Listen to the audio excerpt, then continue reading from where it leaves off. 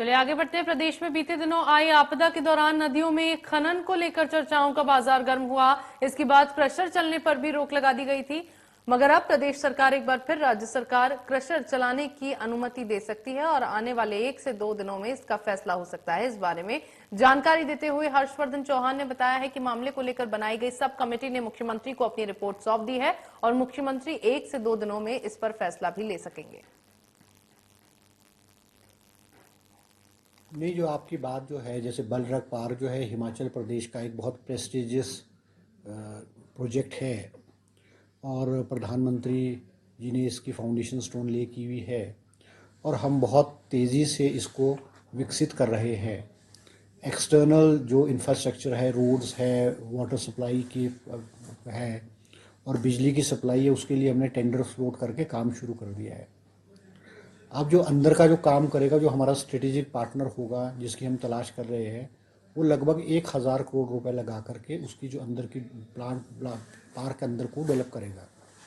अब उसमें सबसे बड़ा चैलेंज हमको ये है कि जो आपकी बात ठीक है कि इसका जो सॉलिड एफिलेंट होगा, सॉलिड वेस्ट होगा और जो लिक्विड डिस्चार्ज होगा, एफिलेंट होगा, वो बहुत पॉइजनस और बहुत वो डेंजरस टाइप का होगा और इसको ट्रीट करना, इसको किस तरह से हम उसको करेंगे, ये एक बहुत बड़ा चैलेंज है क्योंकि इसमें वही व्यक्ति कर सकता है जिसको इसमें एक्सपीरियंस हो। और जिस तरह से आप गुजरात और आंध्र प्रदेश की बात करें, इस वक्त इंडिया में सिर्फ बलरघ पार्क एक ही है, वो विशाखापट्टनम में है और उसका जो लिक्विड डिस्चार्ज है उसको ट्रीट करके वो सी में 5 किलोमीटर लाइन ले जा करके सी में उसको कर रहे हैं। मगर जब सी में भी डालते हैं, जो इफ्लेंट लिक्विड इफ्लेंट डालते हैं, वो उसको ट्रीट करके डालते हैं। हम हिमाचल प्रदेश में जो लिक्विड इफ्लेंट है, हम ऐसा प्लांट लगाएंगे, ऐसी ट्रीटमेंट करेंगे कि हमारा जो डिस्चार्ज है, लिक्विड डिस्चार्ज ज़ीरो होगा। हम इस बलरघ पार्क से लिक्विड डिस्चार्ज हम करेंगे ही नहीं। जो सॉलिड वेस्ट होगा, सॉलिड होगा, क्योंकि हम जो रॉ मटेरियल लाएंगे, रॉ मटेरियल चाइना से आएगा या बाहर के देशों से आएगा। इंडिया में रॉ मटेरियल इसका बहुत कम मिलता है क्योंकि बलरघ पार्क इसलिए बनाया गया क्योंकि कोरोना के दौरान इंडिया में जो मेडिसिन्स की शॉर्टेज पड़ गई थी और मेडिसिन्स को बनाने के लिए जो रॉ मटेरियल है वो चाइना से ही आता था। प्रधानमंत्री जी की सोच थी कि भी हम इंडिया में जो है इसका जो रॉ मटेरियल है दवाइयों का, वो इंडिया में बलरघ पार्क के माध्यम से उसको बनाया जाएगा। अब इसमें ये मान के चलो आपकी जो हमारा रॉ मटेरियल आएगा वो राउंड अबाउट 50 to 60% वो जो है वो वेस्ट होगा।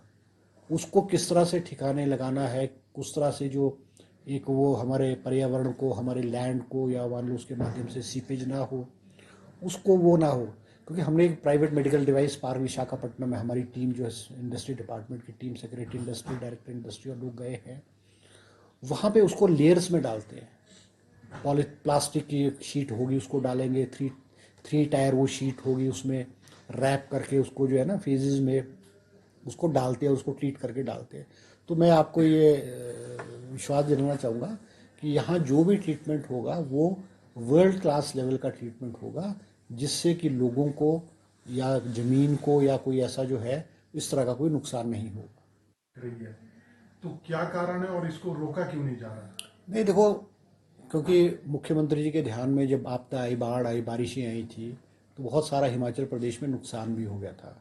कुछ लोगों का मानना था कि माइनिंग की वजह से जो है ये नुकसान हुआ है। ठीक है, माइनिंग की वजह से भी थोड़ा बहुत नुकसान होता है, ये बात नहीं है, मगर मुख्यमंत्री जी ने फिर आपदा राहत कोष में जो है डिज़ास्टर मैनेजमेंट में जो है क्रशर्स को बंद कर दिया गया था और उन्होंने एक कमेटी फॉर्म की है कि वो जो है इन जो क्रशर्स है इस पे और माइंस हैं, इनको किस तरह से रेगुलेट किया दिया है, किस तरह से इसको चेक किया जाए, वो इन्होंने कमेटी फॉर्म की है और उन्होंने कमेटी ने मुख्यमंत्री जी को रिपोर्ट सबमिट कर दी है।